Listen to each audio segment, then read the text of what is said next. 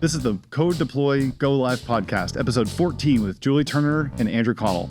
In this episode, it's available as a video on our YouTube channel, which is linked in the show notes. In this episode, Julie and I are going to catch you up on the latest news of our full stack developers in the Microsoft space, covering what's new with Azure AI Foundry, Microsoft 365 Copilot, Microsoft Graph, and of course, we got a few more developer deprecations. I know, it's a shocker, right? Recorded live September the 4th, 2025. Mrs. Turner, how are you after a great vacation? Hey, a great vacation, yes. Yeah, I definitely had a great vacation. It was very quiet. It was very relaxing. I did get ill. I had a bit of a cold. I'm still fighting it a little bit, but it was good. It was a great time to go do a little long girls weekend and hang out with a good friend of someone you know as well. And just have a good, relaxing vacation in the warm, very warm Bahamas. Oh my goodness. Ate some good seafood, ate some great food just in general, and hung out and relaxed and did a lot of sitting in the water trying to keep cool. But it was fun. It was a good time. Which of course, I mean, it's in the Caribbean, so it's probably not, the water isn't that cool, right? No, not at all. When the water is almost the air temperature, you're kind of in problem. Yeah, you want to get in and just get right back out, just to have like the air, like just have a little bit of air conditioning. So exactly. Yeah, exactly. Not so much fun, but well, sorry you got sick, but I hope you had a nice time enjoying the sun and everything, and just at least getting away from the rest of the real world and obligations. Yeah, it was the not sitting at home looking at all the things that I should really get done. And my husband and son were gone for a guys' weekend. They do the camping weekend every Labor Day. So I always get Labor Day off from time up by myself. So this was just one year where I decided to travel. So anyway, it was fun. Had a good time. How about you? What you been up to? I'm just working my butt off, it seems. I mean, it's nice that it's business is good, been really busy, getting ready to start. I guess by the time this episode comes out, I will be starting, or I'm in the middle of teaching like a SharePoint Framework live workshops. I'm doing a virtual workshop for the first time for 3 days in the middle of September, I guess when this episode comes out. And then I'm getting, I got a bunch of content ready for that, updating stuff, also updating content for a Copilot workshop that I've done in the past, but I have a different approach to where I'm kind of reorganizing everything. And I think it's going to be a better way to kind of deliver it. And I've got another one of my big 8-week-long Teams accelerators coming up as well that start at the end of September. So it's a lot of getting ready for stuff right now. So it's a lot. I do have a update for the podcast. I know one of our listeners, not one of my listeners, he reached out to me, but it's our listeners. Sorry. He asked a little while ago about the fact that we're on Spotify and we only publish our videos on YouTube. I figured out, and it's easy to do this. It's not the way that we had it set up. That was making it easy. So we use our podcast is hosted primarily, it's a YouTube channel, it's a video-based show, but then we have the audio feed is done through another service we pay for that we subscribe to, that they do all like the syndication of all the other distribution platforms like Apple Podcasts, Spotify, Apple Music, Amazon Music, a bunch of other ones. When they do that and they set it up, we don't own the show on those different platforms like Apple Podcasts or Spotify or Amazon Music. And what we had to do is I had to go in and I had to claim our shows. And there's a way that you can go in, you claim it. Like on Apple, they give you a GUID and you have to go put the GUID in your RSS feed to kind of validate that, hey, this is my feed. And like, okay, then you can have it in your dashboard. Spotify, not the same, but similar kind of a process. So I had to go through those kinds of things. So now that that's done, once our Spotify show gets published as an audio show, we can then go back in and put the video that is also available up on YouTube in Spotify. So if you listen to the show on Spotify, which a lot of people are listening to it on Spotify, apparently, according to our stats, you now have the ability to see it on Spotify as a video show. And I will tell you that the reason we did this is because Spotify is like really pushing video-based shows on their podcast platform. Nice. So it was one of those like, I mean, you don't have to watch Win-win. it. You can just listen to it, but why not, right? I mean, I'm not. Yeah. So we're not in an exclusive relationship with video with just YouTube. So We are not. we like to play the field as far as that goes. I'm not committed. There's no ring on this finger. Exactly. So anyway, it's up there now. Anybody can listen to it on Spotify and watch it on Spotify if you like that. So Nice. cool. Very cool. All right, Ms. Turner, we have last time we got together, we were with our friend Wes Preston. What a great episode. Really was. Got a lot of really good feedback from it. Actually, it's funny. The day we published the episode, I had 2 different people reach out to me and said, I'm really curious what you think about Power Apps, Code Apps, and if you have any thoughts on it. And I'm like, I do have thoughts on it. And they're like, really? What are your thoughts? I'm like, go listen to that podcast because we just published it today. They're like, seriously? Like, you planned this? I'm like, not your question, no, but we did plan the podcast. Yeah. So That's funny. yeah, ironic. But today, since we did that, and I'm curious if anybody actually picked up on the Easter egg that we were alluding to, like what was odd about the shot. So I know, right? If you didn't, and you're like, I don't really know what it was. If you look in the background of our interview, we apparently we chose the backdrop as one of the men's and women's restroom entrances for our interview. So you saw one dude come out of the restroom that had been like cleaning it, and he just stood there and kind of like stared at us from the distance. He's like, la la la. It was funny. I'm like, dude, you're in the backdrop, man. But at any rate, okay.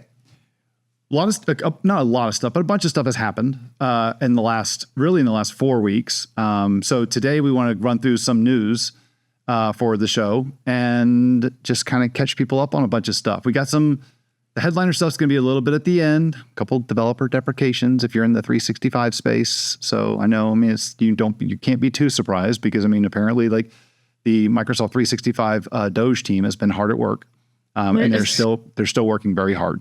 So how do you feel about jumping into the news? Let's do it. All right, let's go. Okay, my first item here, Node.js version 22.18. Guess what they've added to Node.js 22.18? You can now natively run TypeScript. You don't have to compile it to JavaScript. Isn't that cool, right? That is really cool. So what I really That's wonder a good is reason. is the SharePoint framework and you have to go through the whole like compiling thing again? Okay, can we stop it? Theoretically, you should be able to, but not until it supports Node 22, I guess. Well, it does. The SharePoint framework does. 1.21.1 was upgraded to 22. So what I don't know with this though is that it runs TypeScript, but does it output JavaScript? So it's not a compiler. I think it does like in-memory compilation. Yeah, it's probably that. It's probably in-memory compilation. Yeah. So that's not particularly useful from that perspective. Not from that perspective. I mean, it would save a step, so maybe we could just run it. Oh, but sure. Who knows? Yeah. For debugging or developing, excuse me. Yes, for sure, maybe. But you know what? As I say this, that wasn't very smart for me to even bring that up because this is Node. This isn't the browser. It's got to run. We got to have JavaScript in the browser. So okay. Anyway, all right. That's one. Another thing too is that as of what was this? Late August. So not yet, but actually yet. As of now, started in late August, and Microsoft started to roll out SharePoint agents are available in the Teams App Store now. So it allows personalized, intelligent interaction with SharePoint content within Teams. And the feature is on by default, and you cannot centrally manage them. They're just on by default. So that is a Message Center announcement that came out on August the 27th. It's Message Center 114.3301. Again, if you subscribe to our newsletter, you get the show notes delivered right to your inbox, personally curated by both Julie and I.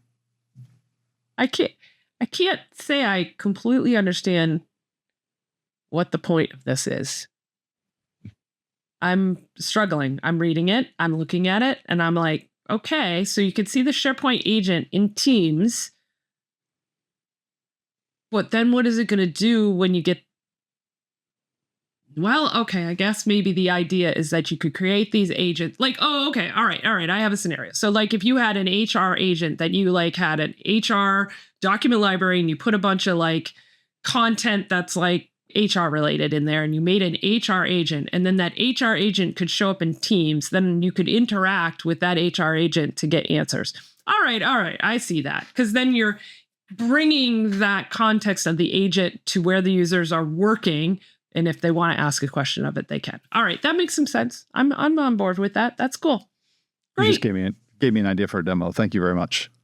I can be here for you anytime. I have bicycling data and like backpack data. I could also give you with that. I have for a SharePoint agent that I did a demo of. Well, there Adventure you go. Works. Yeah, got a whole bunch. It was Inception because I had AI build all the product specs.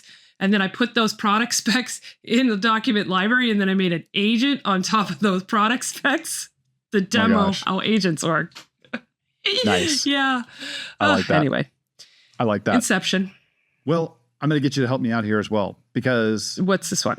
This one is, okay, you found this a little while ago. And right. You and yes, I were both like, what is this? What is this? This is a brand new thing. And you see like, no, it's not brand new. It's been around for a few months and nobody just picked up on it. So do you want to do this one? I can. So essentially what it allows you to do, from what I understand and reaching out to a bunch of people, is if you want to pay for it, so this is something you have to pay for, but if it's important to you, essentially what you can do is go in and rank or take an app registration that you have for an application, and you can tell your environment, for lack of a better way to say it, your tenant, essentially, that you want to prioritize these particular app registrations, and you can do more than one of them if you want to.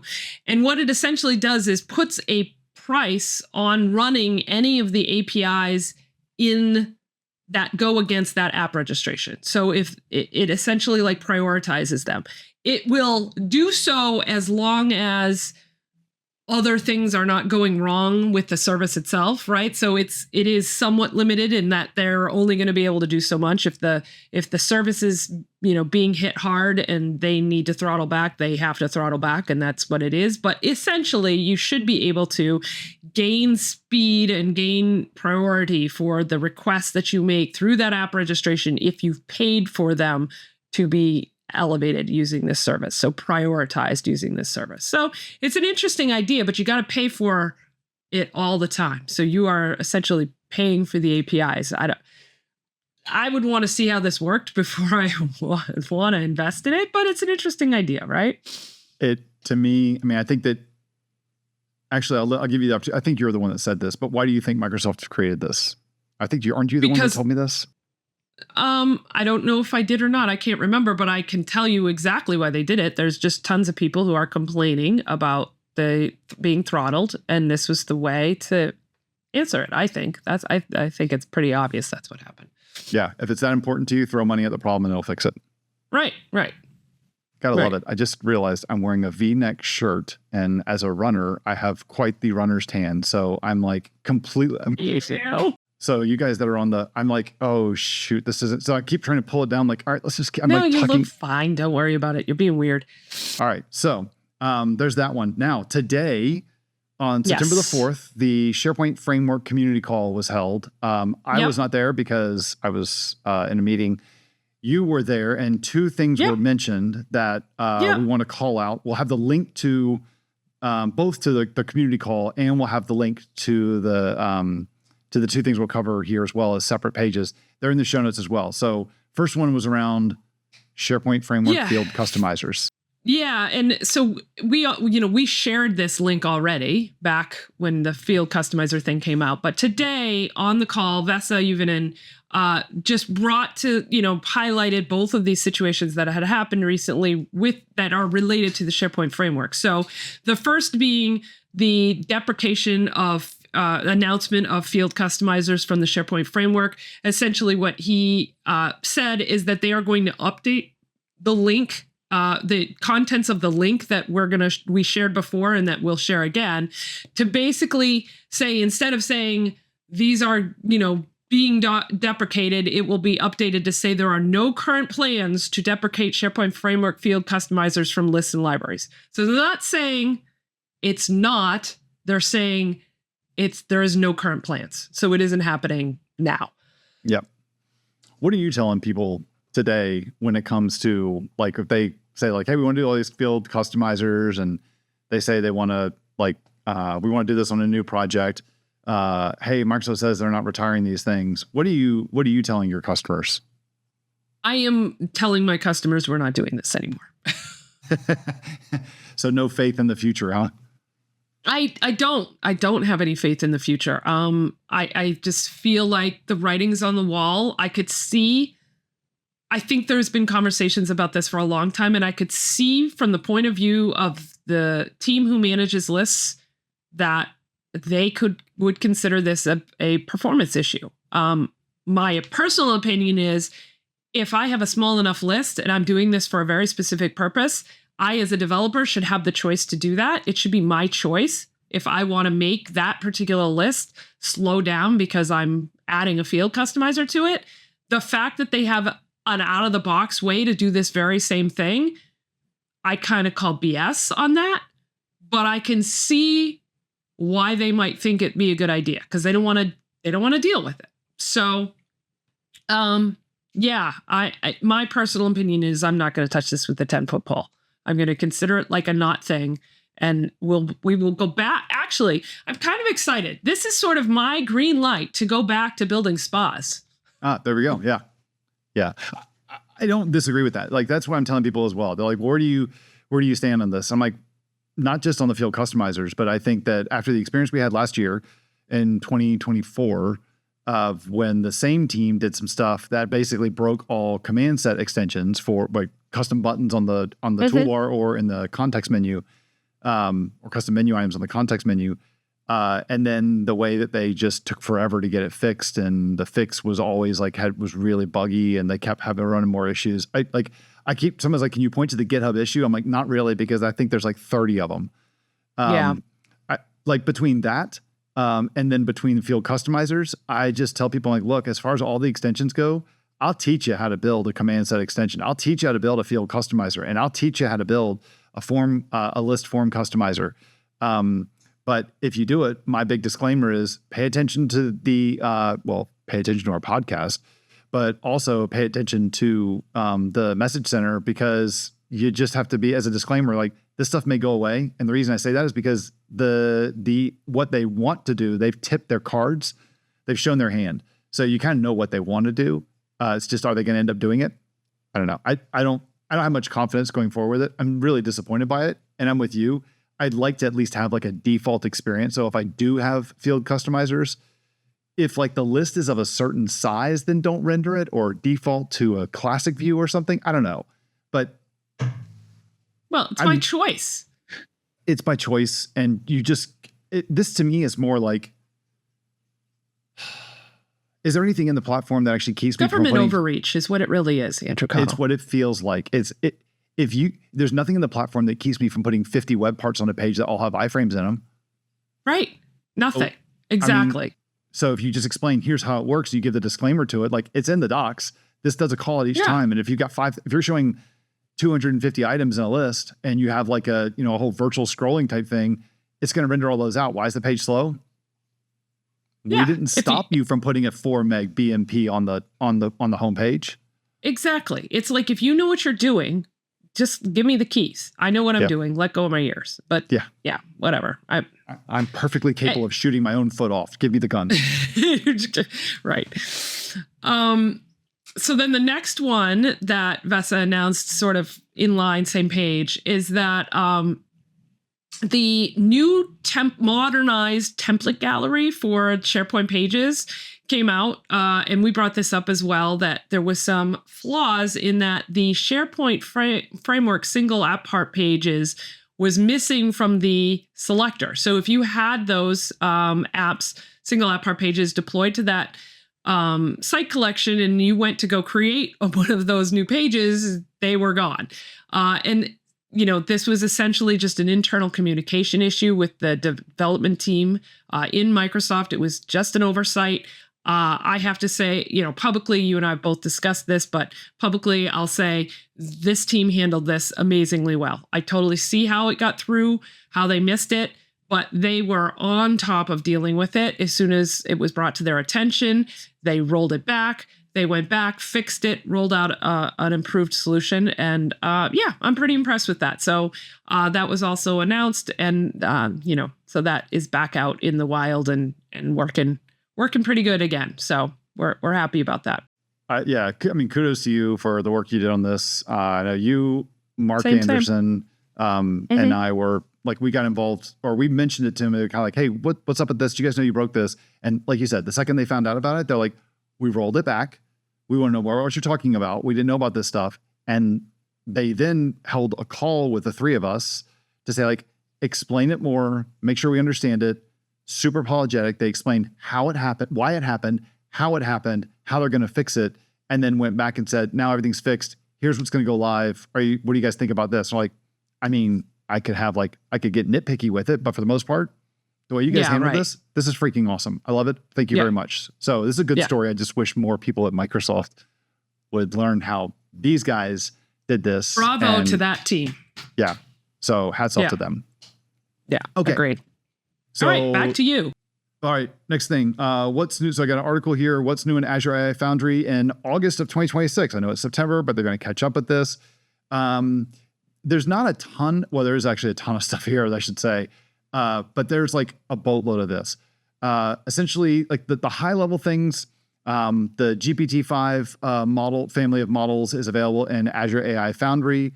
There's a bunch of also there's some new stuff around the Sora API. So that's also an open AI model that lets you do video generation. It's available in more regions. There is there's a model from Minstrel about document AI for doing OCR. So a bunch of model updates.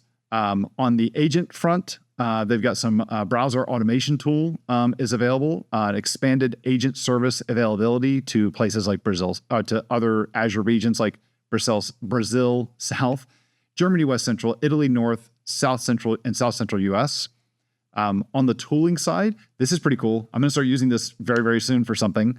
There is the browser automation stuff that they've done is going to integrate with Microsoft Playwright testing workspaces, and they've also updated MCP samples and deep research guidance and samples. Now, what's cool about that Playwright stuff and the Playwright testing workspace is that if you want to do like mass testing at scale or to do it in a better automated way, essentially, Azure has a service that you can use to create a workspace of all these different browser agents that can then run all of your tests. You can farm them out and scale them out based on the number of resources you set up to do like a lot of automated UI testing.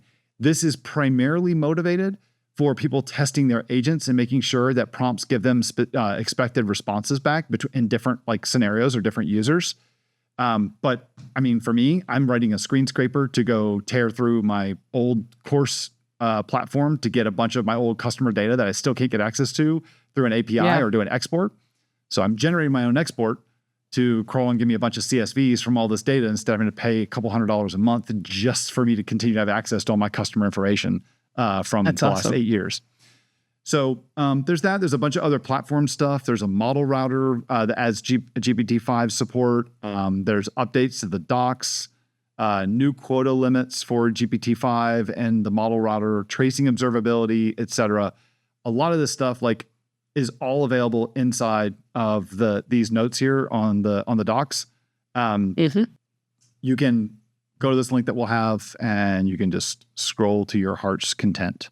The browser automation thing, I will tell you, that is in public preview. It's not a GA thing yet, but somebody we both know, John, oh gosh, I always mispronounce his last name, Kurtzi. He does Power BI stuff in the DC area, the Washington DC area. But he's used this. I talked to him at the last conference you and I were at. Yeah, so it was good. Also in the what's new category, there's a what's new August 2025 post for Copilot, for Microsoft 365 Copilot. There's some updates mostly around the Copilot control system in the admin center, and also around user capabilities. So easier access to SharePoint agents. We kind of did that just a minute ago. A new model and more references, more reference options in Copilot chat, image reasoning and editing in Copilot chat, generating and editing images in the Copilot app, summarizing Copilot in Edge for business, and custom dictionaries available in Copilot in Teams. So, oh yeah, we talked about custom dictionaries not too long ago. Yep, we did that. I think it was in the message center that we covered that one. Yep. I remember.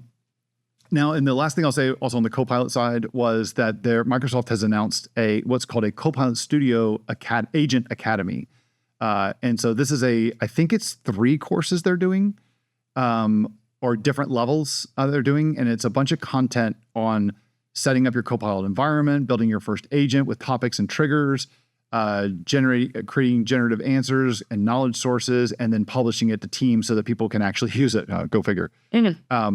So this is a free thing that's out there that you can go take a look at. It's an article on the dev blogs, the Power Platform dev blog from April Dunham, somebody we're both very familiar with. Oh, yeah. So now I want to switch over and talk. I got 4 graph things. Too good, too bad. Too bad. So, yeah, too bad, so sad. The first one is an update for Dev Proxy. So I'll just assume that people don't know what this is. Dev Proxy is, if you've ever used Fiddler, I hope most developers know what that is. It's a proxy that allows you to intercept HTTP requests and responses and be able to see what's going on. The Dev Proxy is a tool that does that fundamentally, and then it does a bunch of other stuff too. Like it'll record those, it'll generate open API specs. It will allow you to do certain things with the request, like inject random 429s for throttling or random errors, or override the responses for testing, stuff like that. In this version, they've fixed how the graph batch response handling was handled. So I guess it didn't work before. Yep. They had some issues around the authentication plugin. They've enhanced the minimal permissions guidance plugin with Markdown and text reports. They've added scope filtering for permission guidance, and also performance optimizations for MS Graph DB generation. And then there's also a toolkit extension that they call out that also was updated to use a new JSON schema and much more YAML snippets as well, that you can find for if you're using if you're using Dev Proxy and GitHub workflows and actions. So yes, I like the minimal permission guidance plugin. That's cool. Yeah, that is nice. Because there's a way that essentially when you run through it, what it does is it looks at the calls you're making and it says based on what you're doing, this is the only permission that you need. And so you don't need to over permission your app, which is, and I think that's hard to do manually. A, the docs are not always right, but B, it's hard to necessarily know, right? You're trying to dev it and you're like, okay, well, I think I need this. And you know what I mean? It's like an extra layer of having to adding an extra dimension to the mind graph you already have, trying to figure out how to just get it to work, and then to add that permissioning thing in there. Sometimes it's straightforward, but sometimes it can be pretty tricky. So that's a nice thing that you could add in for sure. It is. Yeah, I will try that. They've done a good job with that. Another thing too that's good is they've announced the GA milestone for using Bicep to create intra ID resources. So before, the only way that you could create, right? So I haven't played with this. I played with this a little bit when it was in preview, and we talked about it. Yeah, we did. We talked about it briefly. What I like. So great example for this is if you're doing a Teams app, the way that when you build a Teams app, they had to come up with their own way of creating the Teams app, because there was no infrastructure as code style way or an ARM template that I could use to create an asset, to create an intra ID app.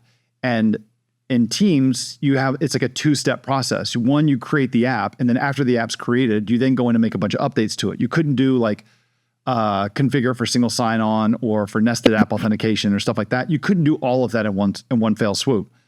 And so the way that they did it was a little hokey. They gave you a JSON template that you could use for, really you didn't have to, not say you could use, it was used and you could customize it, but they would create the app. And then once the app was created, they would then use that JSON file as the manifest for the app. They would update it with the ID of the client ID and the object ID of the app, and then reapply it to go through and say, all right, here's all the other stuff we want to add to it. The downside is though, is that when you're using with JSON, it's a little cumbersome to kind of like get through. The cool thing though, is that using Bicep, strongly typed, IntelliSense, it's much better deployed story. So I was really, really happy that they finished this off and pushed forward with this. I was surprised they did it. I was surprised when I saw it announced. I was like, oh, this is a great idea. I'm so glad somebody's doing this. I'm so excited about this for when I build custom APIs for my SharePoint Framework solutions, because there's so many nitpicky little, you got to make sure you get the right ID in the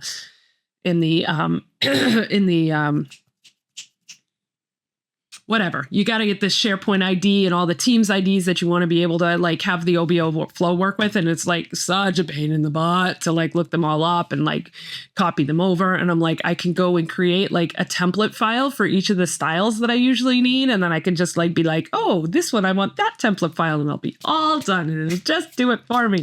Yeah. And you'll have all and you can put like input parameters and all that kind of stuff. And what's nice about it too, is that unlike we had it before, which it was all done with JSON, Bicep it follows like the whole desired state configuration, DSC. Exactly. So I just do one. If the app's not there, it creates it. And if I made a change to it and the app doesn't match what's in the Bicep file, it will just update it to follow that. So, and since I use a CI/CD pipeline for my SharePoint Framework stuff, I can go verify that I've got the right Azure function out there already, as well as do I have the app registration that I need for this whole thing to work together. So it's just going to make it so much easier to like roll all of it together. I'm wicked happy. Yeah, absolutely. Wicked happy. Absolutely. So that's great news, right? I love that. Yeah. Yep. So I say we ought to just pivot and let's end on a bad note then. Why don't we do some bad news? Sound good? Yeah, sure.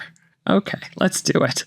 Now, I know that you are not a big fan of Fluent UI. No. Sorry, the library, the design language the implementation of the design language that Microsoft has done both on the CSS side and on their controls. Yeah. Yep. No, don't touch it. Not with the 10-foot pole.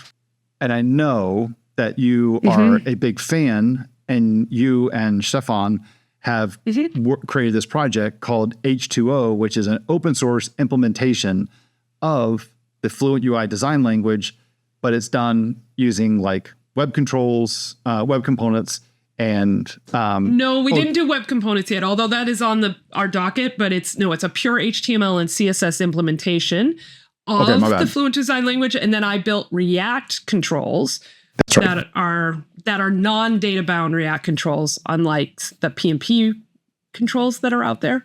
So yes, so we are talking about web components, but we haven't done it yet. So I guess like when I've seen those referred to, not your controls, but I've seen like the controls that are not data bound, like they don't expect they're working with like a SharePoint list or something like that. They're considered they're dumb controls, and then you give it the data. That's right.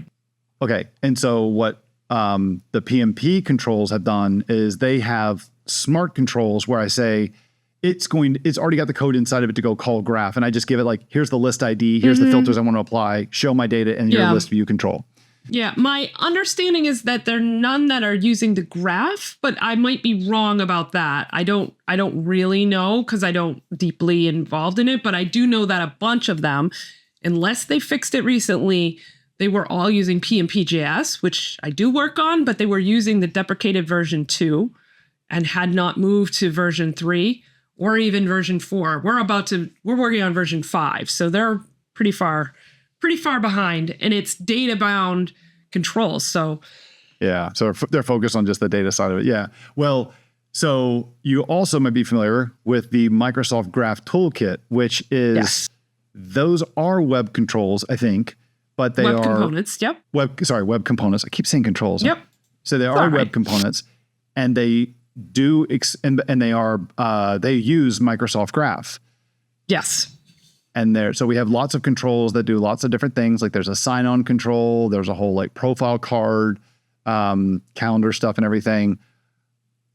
Shocker, these have nothing to do with AI. And because Microsoft is basically cutting back staff everywhere that's not fundamentally focused on AI, like all of the SDK stuff with Microsoft Graph, if anybody follows you on LinkedIn, they've saw those responses in the last week or two. We can maybe have a whole conversation about that, but let's not do that now. We should find that if you know how to find the link for that LinkedIn post that you started, that we can put in the show notes related to it. That'd be awesome. I got that. But what Microsoft did is they announced the deprecation of the Microsoft Graph Toolkit as of the time you're reading this, September the 1st, 2025, and they will have a full retirement by the end of August 2026. You got about a year before it's fully retired. Now, with all that being said, before anybody freaks out about this, look, they hadn't done anything with this in a while. So if you're using it, fork the repo and just use your forked version, because when they fully retire it, I mean, I hope they don't delete the repo. I hope they just mark it as archive. And so it's just like read only. But if you fork the repo, I mean, the code is good how it is today. It's just that if you want to change it, go for it. But you can't do anything. You can't do anything with it, right? You can't do anything. You can't assume somebody else is going to do stuff with it. You instead, it's just like you own what you're doing there. And it's funny. I was talking to somebody about this the other day, and I was like, they're like, yeah, it kind of sucks. I'm like, it really would have been nice if like somebody took this over. Like, yeah, nobody's taking it over, like whatever, and nobody was really using it. And like, I mean, based on the response, I don't think that people were using it. But hey, if you're out there and you're like, I really want to become a Microsoft MVP, Microsoft 365 developer MVP, and I really want to be involved in the graph, I'm like, dude, you know what? Great opportunity. Adopt the Microsoft Graph Toolkit. Go to the Patterns and Practices group and say, I'll do it. I'll run this whole project. I'll be a part of a PMP thing. And you just go through and you run with it, and you recruit other people to kind of join in, and you just be the open source maintainer for this open source library. And ta-da, Bob's your uncle. Everybody's happy. I'm not doing it. Neither am I.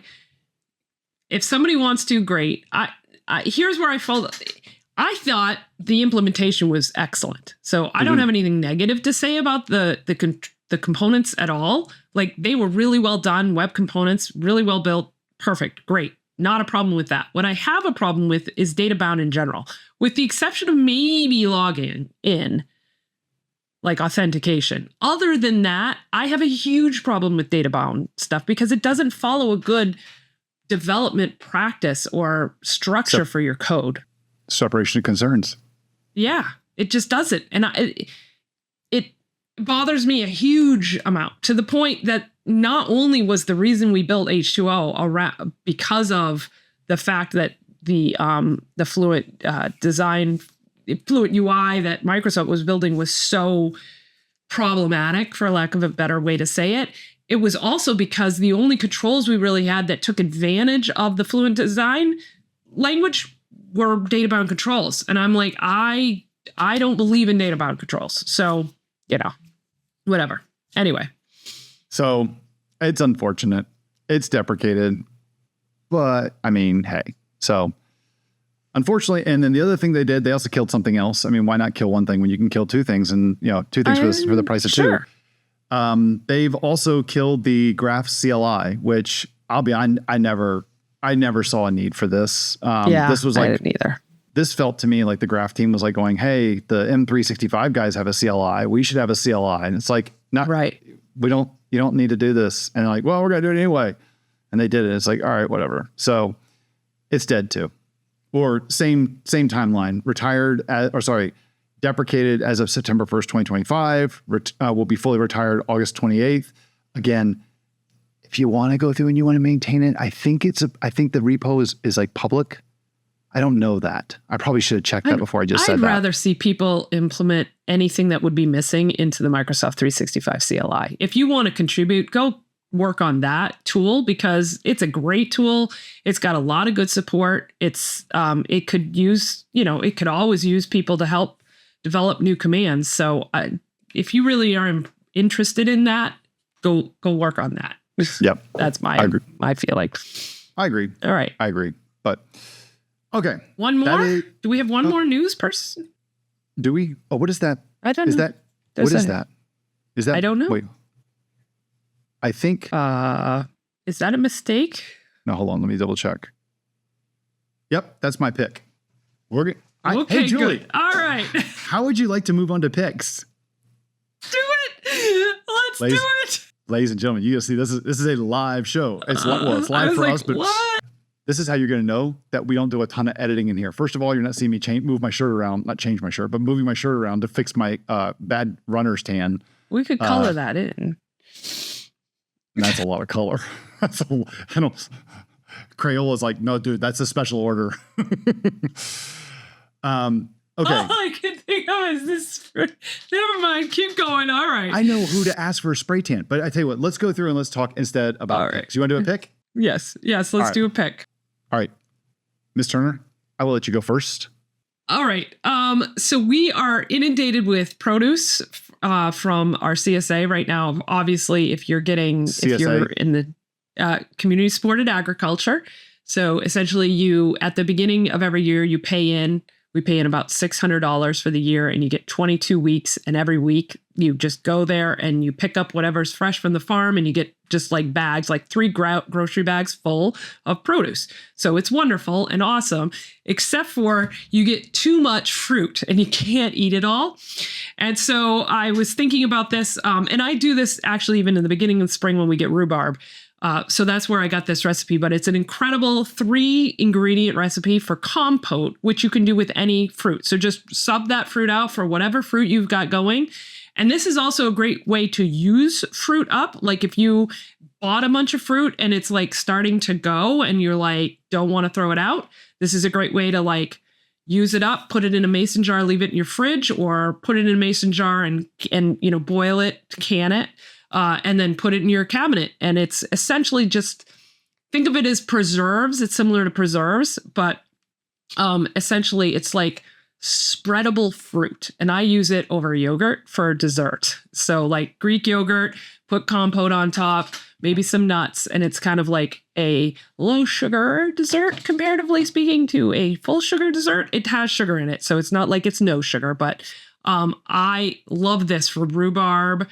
For peaches, when I have too many of them, you can do it with apples. It's more, but that's not really its primary use. So it's more soft flesh fruit. So any tree fruit like plums, and I get cherries. I do cherry compote. So I just whatever fruit I got, a little sugar in a thing with maybe some vanilla extract and a little bit of water to get it started, and just cook it down and then put it in a mason jar, and it's delicious on ice cream if you want to go that far. Maybe your creamy needs to be swirled up, and then you could swirl the fruit into your creamy after the fact and freeze it. So that's another. That would be a good mix in though. So when you do the creamy, that's what I'm saying. After you so you make the creamy, you freeze it, and then when you put it in the cream machine and let it go through and like pulverize it to where now it's like creamy. Then at the very end, like I put like semi-sweet or dark chocolate little like chips. Yeah, thank you. Like little tiny Hershey's Kisses in there. But this, you could put this in and I would make that my mix-in. Yeah. Yep. So any fruit you got extra. So I have like 20 peaches from this week's load. There's no way I'm going to eat 20 peaches. So I will be cooking them down and making some compote so I can save that fresh peach for later in the year. Yummy. Anyway, so that's my pick. Awesome. What do you got? So I have one, it's a link to a interview with a journalist named Patrick McGee on The Daily Show, and he sat down with Jon Stewart. So this is a book that has recently come out. I haven't read this yet. It's on my list. It is the next thing that I'm putting on my Audible when I get another credit and I finish the book that I'm working on right now. The title of the book is Apple in China, The Capture of the World's Greatest Company. And it is pretty damn eye-opening. The interview that he had with Jon Stewart, like I started watching this and I could not stop watching it. Like just this short little clip of this interview that they had. It was like 18 minutes long or 19 minutes long. At first it was funny because it's Jon Stewart, but it was really interesting. And it kind of tells the story about how Apple went to China. They trained their workforce, that now this workforce is not just being used by Apple, but by so many other companies in the AI space and other tech space or whatever. And it was one of the reasons, not the reason, but it played a significant role in the rise of the Chinese economy on the tech side specifically. And it's almost, they kind of talked a little bit like, hey, this wasn't really intended. And they're like, really? It wasn't intended? Or there's a little bit of political stuff in it too, but it was very, very interesting. If you're interested in this like geopolitical stuff and everything. So the interview was enough for me to like I go buy this. And then I realized my wife took my credit for that month. And so now I gotta wait till I get another credit. So anyway, that's my pick. Cool. Well, man, we did it. Got all the news and our picks and our jabbering and got it all. I think that's it. Yeah, awesome. I think that's it. Julie, good to see you again. Great to see you. Great to be seen. And everybody else. Until next time. It was great seeing all of you that we can't really see. But I can just imagine everyone just like walking into walls and fascinated listening to this episode today. So anyway, I hope to see some people listen to the show when I'm at the Minneapolis M365 Tech Twin Cities Collab Days event and later in September. I guess it might be before the next episode comes out. And then also to see you and any of our listeners up at the Collab Days New England. Yes. On October 17th? 17th. Yep. October 17th. Awesome. Got it. All right. See you later, AC. Did you like this episode? Please like and share it with your friends. We're on YouTube, Blue Sky, and LinkedIn. You'll find all the links in the video description below. And if you have a question, head over to our site at codedeploygo.live, where you can send it in. Also, sign up for our mailing list on our site at codedeploygo.live to learn about future episodes, opportunities for listeners, and get the show notes from each episode sent straight to your inbox. We'll be back with another episode in 2 weeks.